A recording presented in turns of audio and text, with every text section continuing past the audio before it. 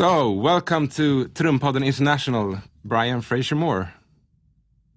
I'm so glad to have you here. Yeah, it's been a while, man. It's good to see you. Yeah, you too. So, the first thing we're gonna do is 10 quick nerdies. Ride or hi-hat? Hi-hat. Big and wet or small and dry? Big and wet. Coated or clear? Clear. Heel up or heel down? Heel up. 22 or 20-inch kick? 22. 22. Groove or fills? Oh, such a tough one. Grooves, I have to say. Band or freelance? Band. Nylon or wood tip on the... Wood tip, all the way. Hard case or soft case? Hard case. Yeah. And in-ear or wedge? Is headphones considered in-ears? Yeah, you could say that. Then I'll say in-ears. Yeah, because you have like headphones always, or yeah. Always. Yeah, cool. So tell me about your childhood. Born and raised in Philadelphia, Pennsylvania. My mother, Barbara, and my father, Terrence Moore. Grew up in church ever since I was a little kid, playing in church, playing at midnight musicals, 6 years old. Wake up, Brian, it's time to play. I'm like, oh, God. But it was great. Had a family and a house full of music. My first concert was Amy Grant. I know that's a little weird, but that's what inspired me to want to do it. My mom took me to the concert, the stage opened up, and there was this big drum set right in the middle. And I was like, that's what I want to do, So my parents were very supportive. I played in church, and then when it was time for me to break away from the church, they were very supportive of me throughout there, and then that took me on to my career. You were 5 years old when you started playing? Yeah. Cool. And why did you start play drums? Was it that moment? It was natural, man. My mother used to buy, remember encyclopedias? Remember we used to have like encyclopedias where you could look up stuff? But I used to take those, they were so expensive. But I used to take those and I used to bang on them. So I guess it was kind of natural. Yeah. Cool. And who was the biggest role model back then? When I was a kid, of course it was in church, because that's where I spent most of my time. So I had people like Al Ingram, who was the organ player. And I credit Al a lot growing up because when he would play the organ, his right hand would be hitting the side of the organ like this, like keeping the timing, right? And so he said, always follow my timing. If I slow down, if I speed up, and that was for years, man. So Al was a big role model. Garfield Williams was a big role model. Anthony Spike McCrae. These are all like my OGs that I grew up around that time. And then as it furthered along, me and Little John Roberts, we got tight, and he just opened my head to Chick Corea, Dave Weckl, Vinnie Colaiuta, Alex Acuna, and so I credit him a lot for like just sharing that music with me to open my head. So. Yeah, that's nice. And then later, then you get your idols. You have Ricky Lawson, you have Michael White, you have Jonathan Moffett, you have Little John, Aaron Spears, Chris Johnson, Chris Coleman. It's so many. Yeah, great guys. Yeah. But when did you start? Do you have like a clear moment when you start freelancing, or was it like organic? Yeah, so like I said before, basically I played up in church until like only church until maybe like 16 years old. At that point, from 16 years old, I was fortunate enough to be around people like Jazzy Jeff, James Poyser. This is all the Philadelphia crew, Music Soul Child, like all of these guys, Kenny, Leon, Gamble and Huff, Philly International. I worked it there. So my career at that point, or my journey at that point, came from church, and then it spread to clubs and studios and gospel recordings. And so it started to spawn out, and my audience got a little bigger just by frequenting at those places.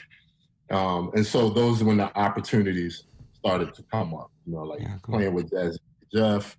And then Johnny Croom was another musical director that played in the clubs. So if I never played in the clubs, I would have never had my chance for Aaliyah, Genuine, and Usher. Because those kind of things kind of put me on to that. So. And I would say, if I pronounce it right, Le Nubians. Yeah. Le Nubian. That was your first like MD job, right? Le Nubians, was that my first? I think.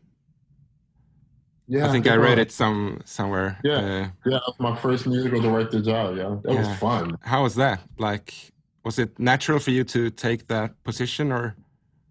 Yeah, a lot of people back home will say because when I was younger, I was a little how should I say expressive on how the music should be. So it was just cool for me. I always listening to all the parts, always vibing off all of the parts and knowing what the vocalist is doing.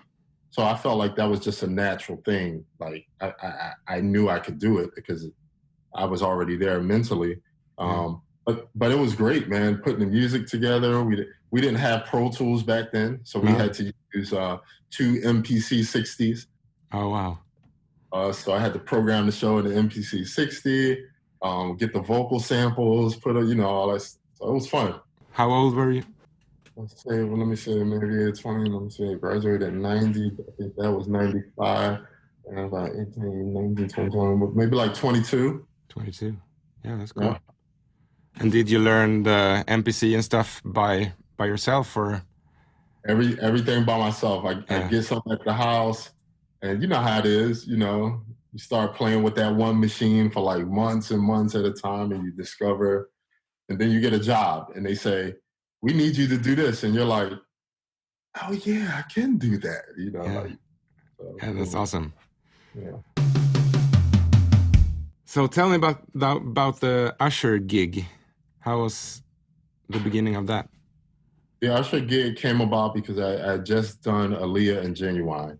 And so the musical director, Valdez Brantley, he saw me with those artists and reached out to me. And I knew him from church, but he lived in Detroit and I lived in Philadelphia, so I didn't see him all the time. And he reached out to me, and I was, at that particular time in my life, I was super confident. I was like a rebel, so I didn't care what it was. I was like, yes, yes, yes. And that gig kind of really changed the whole game for me, to be honest. When I was on the gig, it didn't seem like that. It wasn't like, yo, I'm out with Usher, I'm about to change the game. It wasn't like that. It wasn't, the pay was introductory, you know.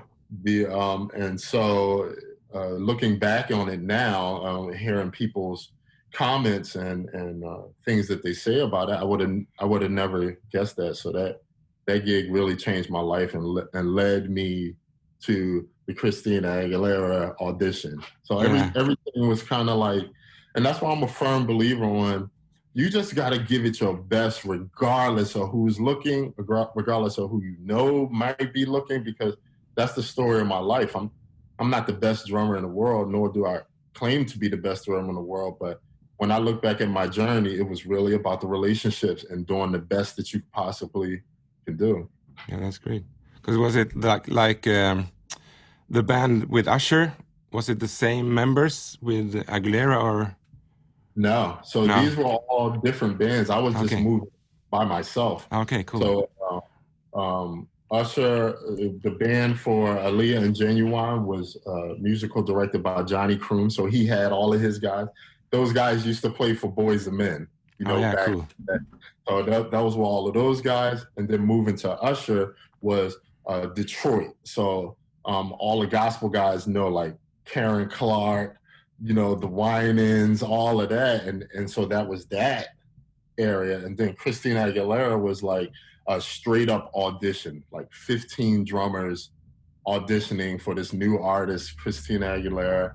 And moving into that field kind of moved me into the introduction of the pop world, like cool. Fair and all of those people. And how's the audition? Because in Sweden we don't have like audition almost. So tell me about the audition process. So a lot of time for that particular one, depending on the artist and depending on the music, but that particular one was her new song was "What a Girl Wants." So she's a new artist, right? And Ron Fair, who discovered her and discovered Keisha Cole, and he's like a big exec.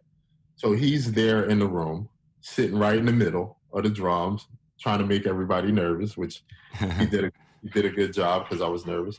But so he's sitting there. So this situation is different because in my mind, I'm like, okay, Christina Aguilera, I just finished playing Usher, I just finished playing chops galore, like. And so I come over here and I have to think about it. Like, this is a new artist. They're going to be oversensitive about her music. They're not going to want anybody to stray away too far because they got a lot of money riding behind this artist. You know, they put a lot into it. So What a Girl Wants was the audition song to me.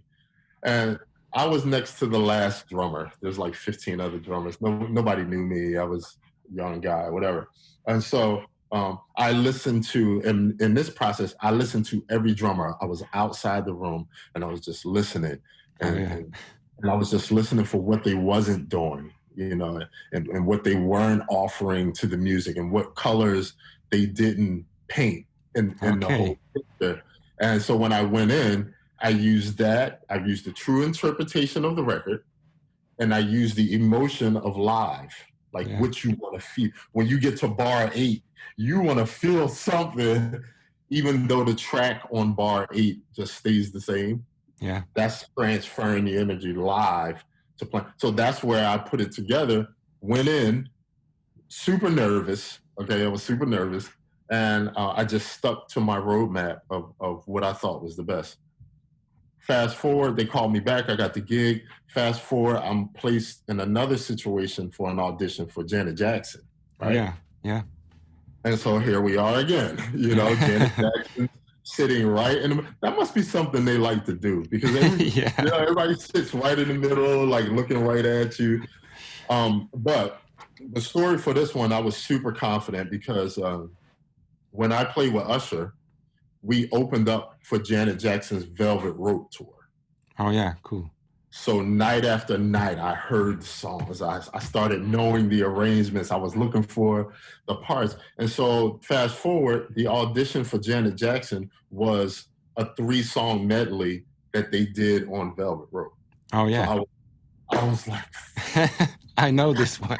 I know this. Now here's, just so people understand, it was a new band, right, for Janet Jackson. So even the band wasn't really sure of like final accents and stuff. Maybe they haven't gotten that far in rehearsal.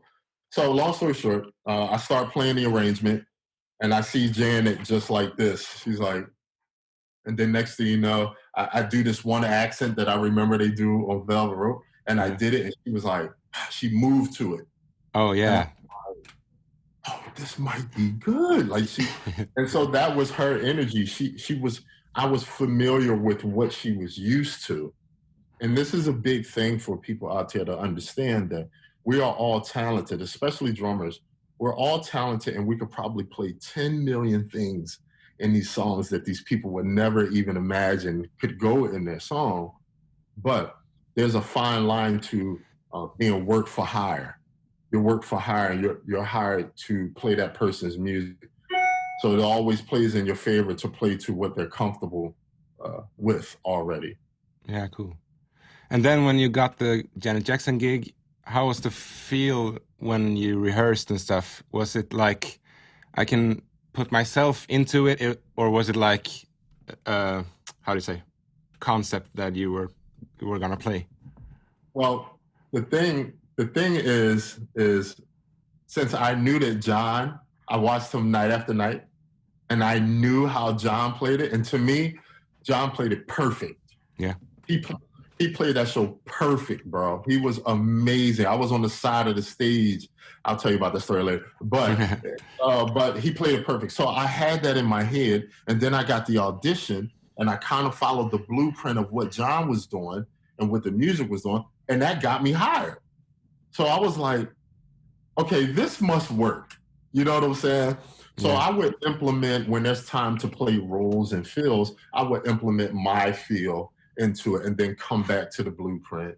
And then when it's time to step out, I do my feel and then come back to the blueprint. So it showed me the marriage of Brian and the artist. It showed me where that, because some people say, how do you know when you're playing too much? You know, and I have methods for that too, but that point, it showed me. Now, one more thing about that. Yeah. For the first 2 weeks, John was triggering on that. Here's the introduction to my triggers on the job, right? Oh, cool. So John was triggering, and the first 2 weeks of rehearsal, they didn't give me any sounds. So I was thinking in my head, man, they might not ask me to play any triggers. Like, this is cool. So I remember so clear Jimmy Jam coming to me one day, Jimmy Jam from Jimmy Jam and Terry Lewis. He came to me one day and he says, oh, Brian, man, I forgot to give you the sounds. He's like, I'm so sorry. Forgot to give, here's the sounds for all the songs that we're doing. And my life just flashed before my eyes, bro. Up to this point, I had done no triggers. Usher was no triggers. Aaliyah was no triggers. Christina Aguilera first tour was no triggers. Les Nubians nothing was any triggers. And here I am on a job, and I thought I was going to get fired, man, just being honest. Wow. Anyway, so that was the whole process. It's kind of like, once you get hired, that's when they really take you through the heat in rehearsals. You have to make it to the end of the rehearsals, you know? Yeah. So I have a quote here. Let's see if you recognize it. I'm not much impressed by drummers these days. I always end up preferring drum loops to live drummers. But when Brian plays, you pay attention. I do. I recognize that quote. Yeah. That's from Lady Madonna. Yeah, that's an amazing quote to hear, I guess. Yeah, that's crazy. It's crazy how that happened too, bro, because for that issue, I never knew about that. I never knew that they called and she gave them that quote that I never knew. So when the magazine came out and I saw that, I ran to a Modern Drummer and I was like, yo, you cannot put that in there. Like, can't say that. And it was like, it's okay, Brian. We talked to her and we talked to her people and she gave us that quote. And I was like, I never knew that. Like, you know what I'm saying? So that was, it meant more to me that she felt that way rather than it was in a magazine. You know, it's like, of course. She feels that way about me.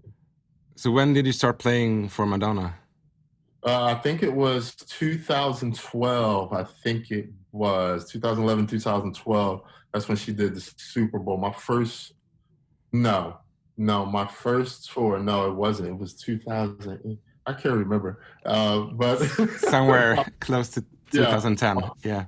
My first tour with her was it wasn't Rebel Heart. Sticky and Sweet. That's what it was. Sticky and Sweet. Oh, yeah, cool.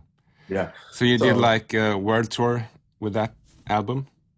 I did a world tour with her on that one, on all of her tours. Yeah. And would you say, is it different to play like a tour in the US than to play like in Europe? Like the feel of the tour? The feel of it, man. I mean, everyone always says that, you know, we love the United States and they show a lot of love. But there's some type of feeling that happens or some type of energy that happens when you go overseas. And I don't know how to explain it, but it just feels bigger, you know? I see. Yeah. And the band with Madonna, was it like friends from before for you, or were you like the new one in the gang? Or so at that particular time, Madonna had decided to go in the direction of a new musical director. That musical director was Kevin Antunes, which he was a friend of mine before, and because this is going to trip you out. So I played. Okay, I got to tell you this. So Justified and Strip tour. It was Justin Timberlake and Christina Aguilera doing a tour together. After they finished that tour, Fish was playing with Justin Timberlake on that. He was killing that, man. That's my OG. But Fish was playing on. After that tour ended, Fish was going back with Fishbone because he played, he's a part of Fishbone. Yeah. And so Justin Timberlake had an overseas tour that was coming up. Now, at the same time, this is crazy. You never believe this. At the same time, Christina Aguilera was doing rehearsals for a big band show. Like we were remixing all of her songs. Come On Over was like swing band, and it was really, really cool. And so Justin's band is rehearsing for the overseas run at this rehearsal hall. We're rehearsing for Christina's thing at the same rehearsal hall. So we go in one day, and they say, Christina Aguilera's tour, this tour is going to be canceled. We're not going to do it. And I was like, this sucks. So I go outside, and I'm just sitting there like, yo. And Kevin Antunes walks up, and he says, yo, you okay? I said, yeah. I said, yo, they just canceled our tour. He was like, so you're not doing anything with Christina? I said, no. He said, you want to go out with Justin? Y'all need a drummer? He said, man, Fish got to go do Fishbone. And I swear to you, that's exactly how it happened. I walked out there. That's crazy. Evan told me that.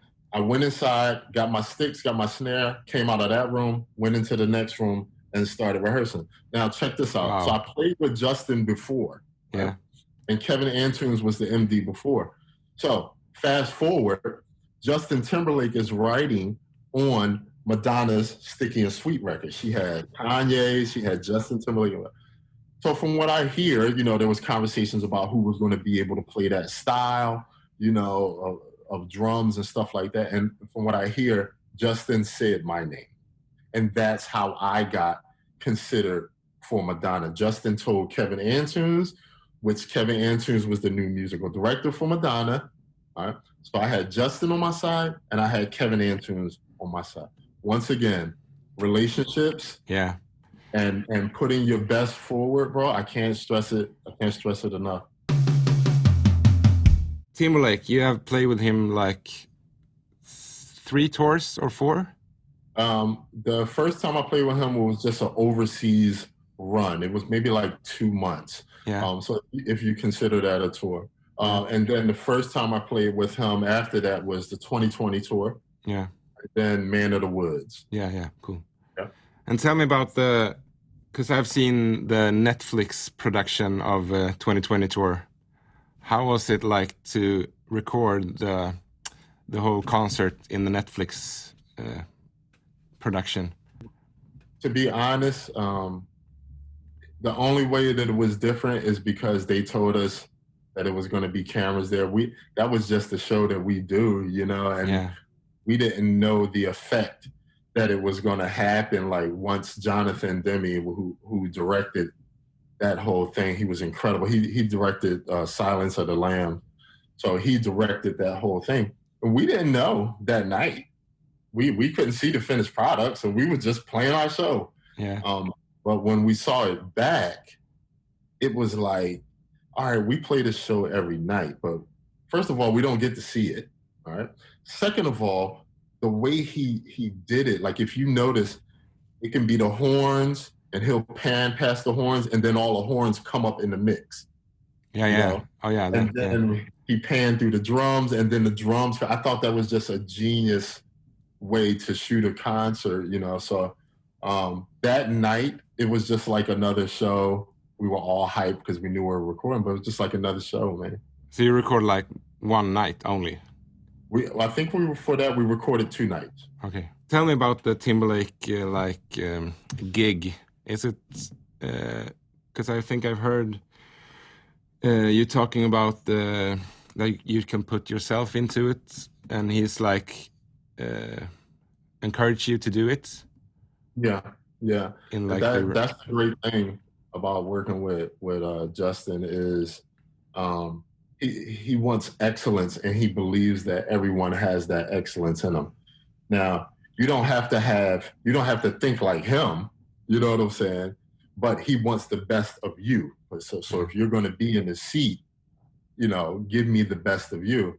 And I appreciate that about an artist, because it's very rare we always get told what to play, and especially in hired, drummer situations. Yeah. But it felt good that his demeanor was like that, and he's like one of the brothers, man. He's us. Yeah. It's so cool. So I appreciate that. So he is on the rehearsals all the time, and come up with ideas, and he's just like one of that's cool. He's like a band member, but he's the boss. You know what I'm saying? It's like he'll be like, one day he came over, I was playing something, he was like, "Yo, play that again." And I was like, "Oh Lord, I'm about to get fired." I'm always thinking I'm gonna get fired. But he said, "Play that again," and I played it, and he was like, "Yeah, I like that." And I was like, not only did you like it, but like you really wanted to hear what I played. Like, just play it again, let me hear it. And I appreciate that, man. Like, just shows a certain openness. So we have some questions from my listeners. Are you ready? Yes. What is the best way to get started with home recording? You need a good sounding room, some drums, some mics, good interface that can facilitate all separate lines out. You need direct lines for all of your drums. And I named everything: a room, interface, drums, and good mics. If you get those four things, preferably you need all of them for all of them to really work its magic. But if you get those, you'll have such a good time finding your sound and tweaking it according to your room. So that's my suggestion. Yeah, great. Who's your favorite percussionist? Y'all gonna get me in trouble on here. Yeah, I have a few, so I have to name the few guys. You have Taku. Taku is incredible. You have Aaron Draper. That's my dude from Philly. He's incredible. You have Terry Santillo. You have Fausto. You have Kevin Ricard. Yeah. You have Bashiri. You know what I'm saying? All of those guys are just like incredible to me. Yeah. Cool. And Doc Gibbs. That's my guy. Yeah. Who's in charge of the backing tracks live? Do you have a lot of voice cues in it? So we have a separate Pro Tools guy for that. He's in from rehearsals, so he's balancing all the stems, assigning sounds to people. So we have a designated guy for that. 2 to possibly 3 different machines for main, backup, and whatever. And so he runs it during the show. We pre-record all of that voice count offs and cues like that in the track. That's separate, so you can have that or you can not have it, but it's there. Okay, cool. So there's a separate guy that runs all of that. Yeah. How long does it take for you to learn a gig before the first rehearsal? What does the process look like? It's kind of what we said earlier is really just getting the music and dissecting the meat of it. If there's most of the time with this music that you get, it's probably like a 4 or 8 bar loop, and variations type of thing. So you don't need to spend a lot of time on it. It's just really learning the pattern, finding your comfort level in playing it, interpreting the best, find out what your extras and your live stuff is going to be, just to get it in your head. And then I'm ready for rehearsal. Cool. How important is sight reading in your job and in the gigs you've had? Yeah, so some people say sight reading is not important. I say sight reading is not important until that opportunity comes across your table, and then it becomes the most important thing. Okay. So it depends on the player here. Like if you have aspirations of just being the call and want to mix in any area it might be, you have to be prepared for that, because I've had situations where, I could read a little bit, maybe like 8 years ago, getting a call from Ricky Minor, and I'm like, oh, I really want to get in with Ricky. Oh, this is cool. And then there's like 29 charts, and then you're like, whoa, you know what I'm saying? So Yeah. it just depends on your drive and how far you want to put yourself out there to be able to get hired is a very important thing. Yeah. What is your best practice tip?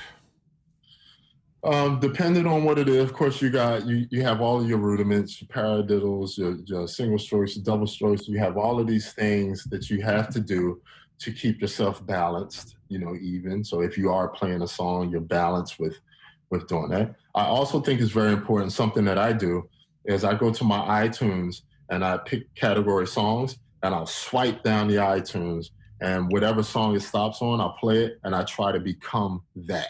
I try to become the spirit of it. I might have to detune my drums down. This time might need this. I'm trying to match the spirit of what's there, and then that keeps me open on the hiring side. So if I hear somebody's music, I'm already like, oh no, this got to be for this song. You know what I mean? Yeah, that's a great tip. How do you deal with pressure when you're about to go on stage? Pressures, for me, I'm the most nervous guy in the band, yo. I'm always like, oh God, I'm so nervous. When that Pro Tool says top of the show, 1, 2, 3, that nerves gotta go. Yeah. I'll pick you up after the show, but this is my first love. This is my passion. This is what I say I love to do. So it's okay to get nervous, but when it's go time, it's go time. Yeah. Cool. What is it like to be on what is it like to be on tour for such long periods of time? It's a challenge, man. I mean, you have the money making part. You can make some really good money. You have I miss my family. I miss my wife. I miss my kids. I'm missing birthdays. I'm missing graduations. You have all of that.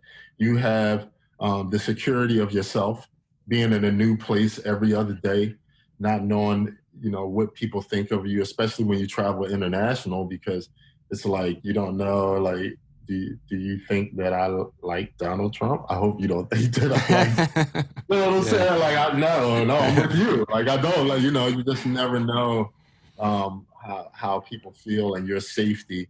The eating, making sure you eat right, making sure you exercise, the scheduling according to what's going on at home.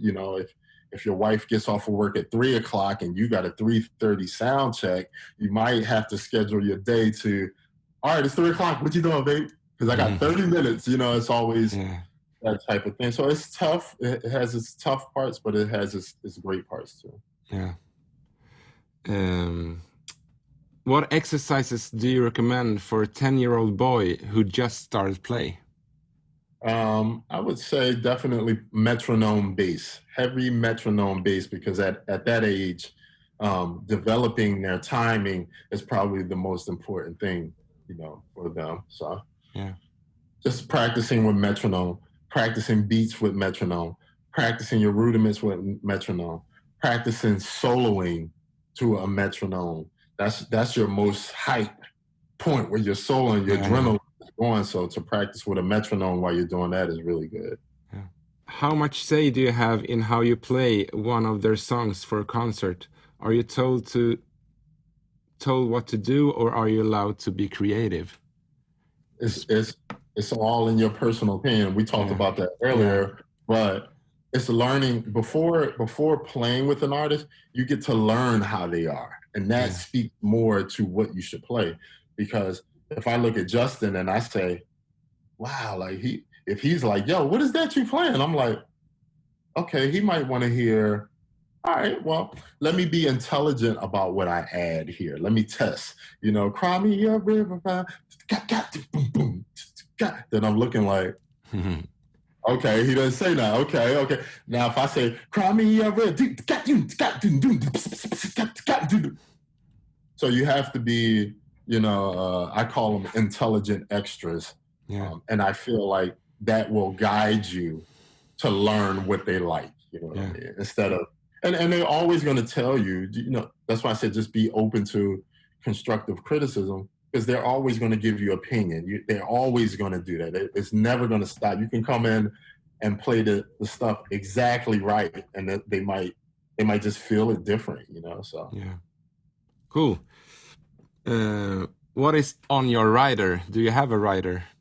Yes, I do. Yeah, I have a full rider.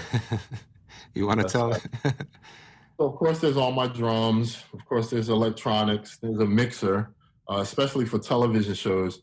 So we do charts for television shows, and I use Fourscore, which I put all my charts in, and we're able to put our rehearsal recordings into that, whatever that sheet music is, and we can hear a preview. So I always need my mixer for me, because I run that to myself, that I can control it myself. If I'm in between songs and like, man, how did that intro go again? And I'm looking at the music, but I just can't hear it.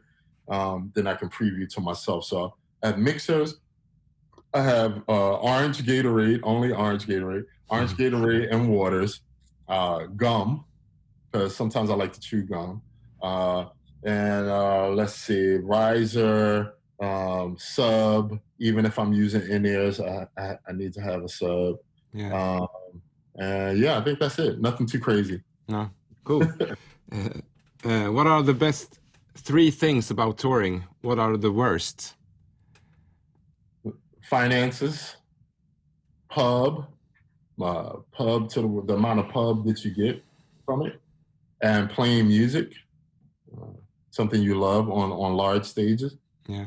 The 3 down parts is family, not being connected to things that are happening at home, and I always have to say living with people that you don't necessarily live with. Sometimes that can have its challenges, you know. Oh yeah, I can see that. Yeah. What is one thing that has shocked you about the entertainment industry in all the years you have been playing? Well, aside this whole COVID thing that we're going to, I would have to say that's probably the biggest thing. I never saw our industry getting to this point, and we've never been to this point before. So that would be the number one thing. But as far as music is going now, even before that, the change, how music has evolved now, you know, live instrumentation is kind of like a dinosaur now. Everything is programmed, everything is self-produced, which I'm not saying is a bad thing, but it is a change from the music. So tell me about your new signature snare drum. That looks so great. And yeah, I have a snare drum. It's actually in the studio. Yeah. I have to cut something after this interview, but so my signature snare drum it's been a long time coming, but it's here. So we have a 12-ply shell, all right? We have 8-ply maple, and 4-ply gumwood. So the maple is center, gumwood inner 2-ply, gumwood outer 2-ply, double 45 degree bearing edges, 42 strand on the bottom, die cast hoops, top and bottom. And the snare, I played it at NAMM, and I had this idea. I said, I need 3 snare drums because I wanted to tune one super high. Yeah, I saw that one. Yeah. So that I felt like that was maybe my best idea for a selling point, because you never know what kind of player you want or what kind of player is going to need it for what. So I wanted to show the versatility that it can hold true to a popping high snare sounding like a 5x12, or a fat rock with you Michael Jackson snare like, you know, 8.5x14, or a regular powerhouse, you know, 5.5x14. Yeah, that's nice. I love it, man. So how is the process to like come up with a new snare drum? It's a patient man process. You know, you have to be patient, and you have to be open and try things, you know, and it's a team effort, you know, with you and the company that you're doing. Matter of fact, I'll show you. This one's a first. this was a first prototype. As you can see, the wood is much lighter, and there's no gloss finish. No. Right? So that's just one of the things, just for an example. It's like, the snare feels ashy, like Elite Solution. You know what I'm saying? Like, make it a little darker, put the lacquer on it, stuff like that. That's been great. So did it start with an idea from you, or how does it work? They came to me with an idea, a size, I think it was 8 by 13, which is not a size that I necessarily play. So I tried it, and then we came back and said, well, let's make it 5.5 by 14. That's kind of the standard. Like, people can take a 5.5 by 14 snare and use it, but a 13, you might not get a rim shot, a side stick. You might not get a full side stick off of it. So, no, just back and forth. Yeah, that's cool. Where do you get your motivation and energy from? Because you're like all over the place with ideas and your brand and BFM world, and now in these times you just keep going. Yeah. I mean, I'm a church guy, man. I grew up in church, and I believe that my talent, I can't say for everyone's, but my talent was God-given, and it was a gift he gave to me. And he's allowed me to live a life that I could not even imagine to supply for my wife and my family and my mother. And I owe it to that to keep going and staying savvy with technology and being self-contained. I can do advertising at any time. That makes it easy.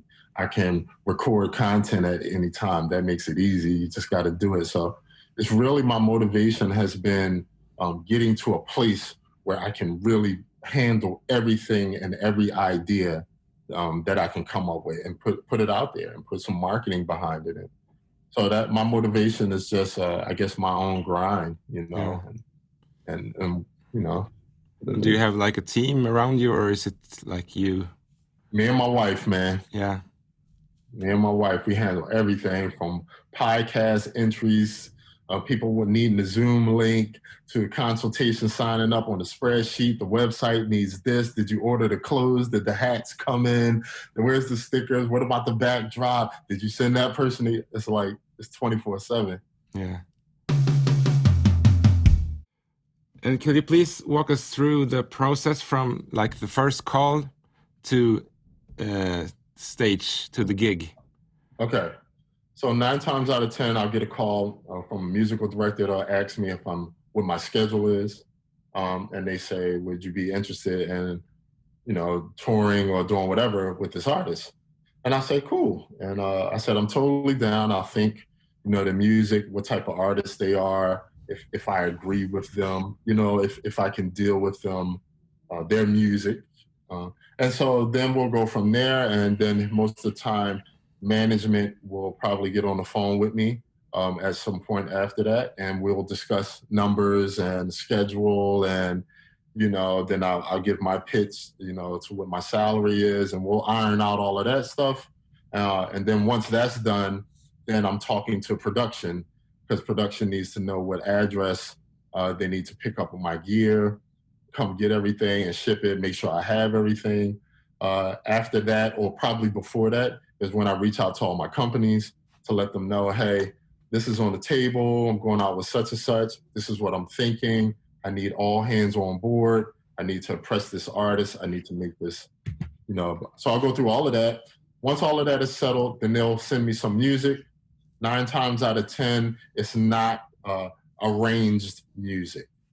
9 times out of 10, they won't. Let me be for real. They won't send music for the tour, okay? But what I do is, like for Madonna, I download her whole catalog and I'm just listening. I'm listening, I'm taking notes.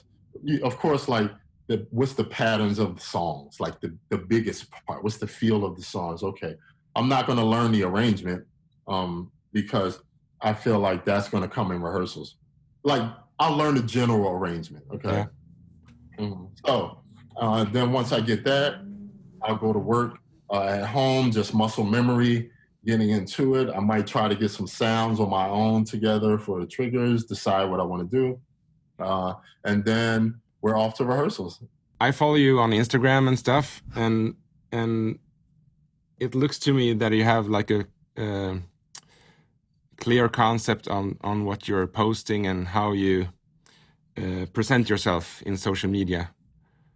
What's your thought about that?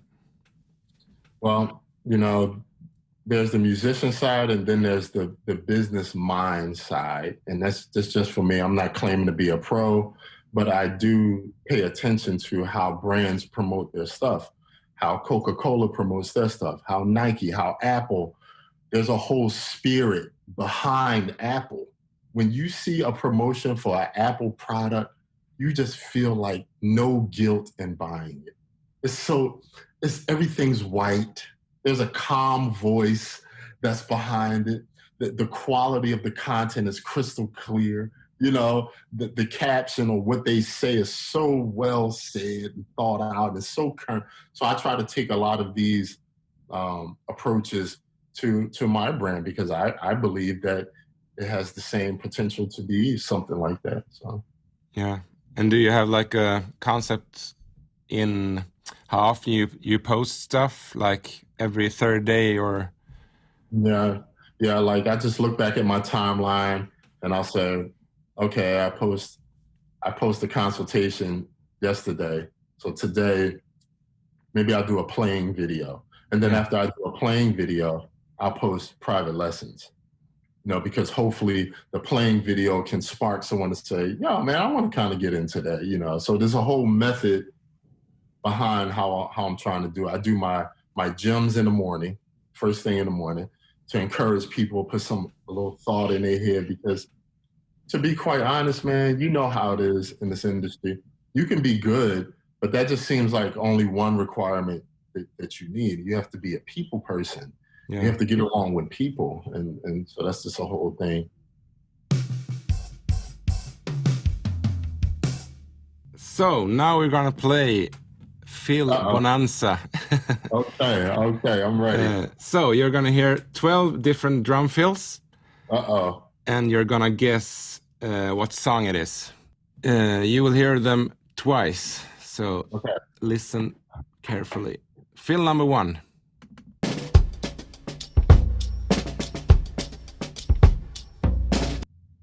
Oh, Lord Jesus. Now, I'm going to be bad at this. I can hear the song. You recognize it? Yeah, I do recognize it, but I can't place the exact name. No, it's hard. You want to hear it once again, or should I say? No, it's going to be the same thing. Yeah. 50 Ways to Leave Your Lover, Paul Simon. Okay, fill number 2.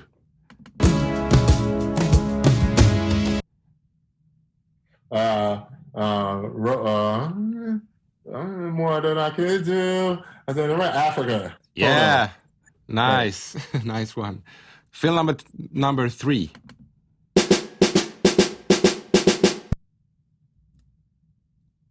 That's a tricky one.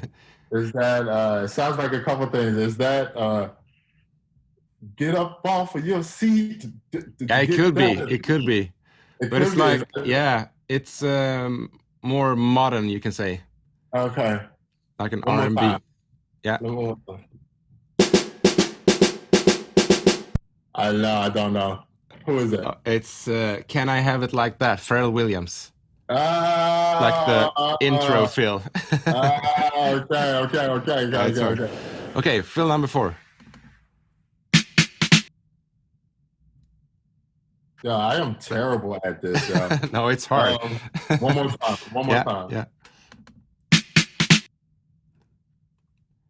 That's like an old classic. I don't know, bro. Tell me. Celebration, Kool and the Gang. Oh my God. Yeah, exactly. It's hard. You might want to stop at 6 on me. I'm terrible. Okay, fill number 5. Okay. No. It's Dancing on the Ceiling, Lionel Richie. I'll play it again. I'm here. It's like the intro fill as well. Okay. Okay, fill number 6. Okay. Diamonds and Pearls, Prince. Yeah, nice one. Okay, this is a really, really tricky one. It's very short, so pay attention.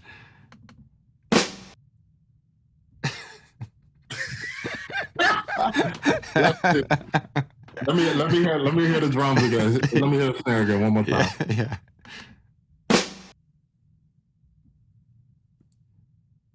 That's a tricky one, bro. Yeah, it's almost impossible. Yeah, it's Hold the Line from the first. Oh my god, yo. Yeah. That's super hard. Okay, fill number 8. Okay. I can feel it coming in the air at night. Phil Collins. Yeah, nice. Okay, fill number 9.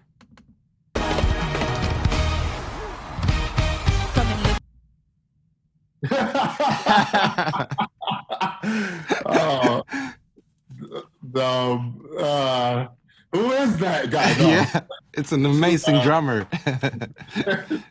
That's me, I guess. Yeah, it's from the last Super Bowl event. Yeah. Yeah. Okay. Nice. Great show. Thank you, man. So fill number 10.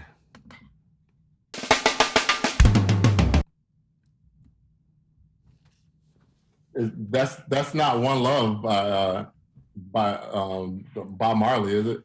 No, it could be like a reggae, but it's like a funk band, you can say. Let me hear it one more time.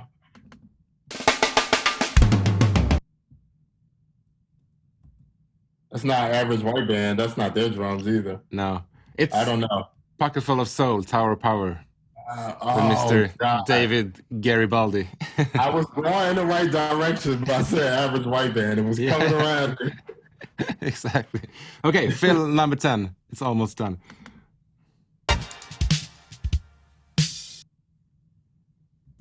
That's not Dennis Chambers, is it?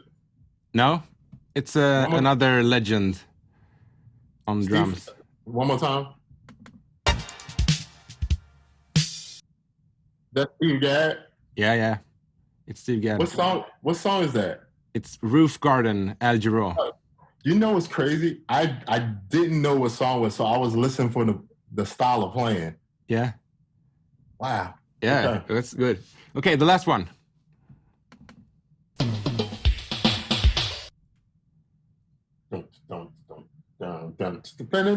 Dave Weckl. Yeah. Spur of the moment, Dave Weckl. I play that at some of my clinics, yo. Yeah. Great song. That. So well done. That was crazy. Good I've job. never done it. No, it's super hard. And if you hadn't become a drummer, what would you have done? That I can say? Yeah. Did you have like another dream when you were a child, or? I would say as a child, it was really just all about music. You know how we can be as kids. Yeah. But I think that honestly, like photography, marketing, content creator, videographer, things like that really piqued my interest. Yeah. You know, so maybe something in that or real estate I could see. Yeah, that's cool. And where do you see yourself in 5 years? 5 years, I see me open up a massive school. The school is already opened up. It's called BFM World School. We have 25 locations in the States. We have 15 overseas. We have a whole host of amazing students and teachers and the best curriculum, the realest curriculum in the land. I see tennis shoes. I see T-shirts. I see partnerships with Coca-Cola. And I see everything. I'm ready. Yeah. That's great. Yeah. Sounds good. Yeah. 3 tips to anyone who would like to become a freelance drummer. First one off the gate is be able to take constructive criticism. I'm going to say that one more time so everybody can hear. Be able to take constructive criticism and not just take it, but to take it and be able to deliver. It doesn't feel so sharp if someone says, "Hey Brian, can you do that?" And you say, "Oh yeah, bap," and you do it.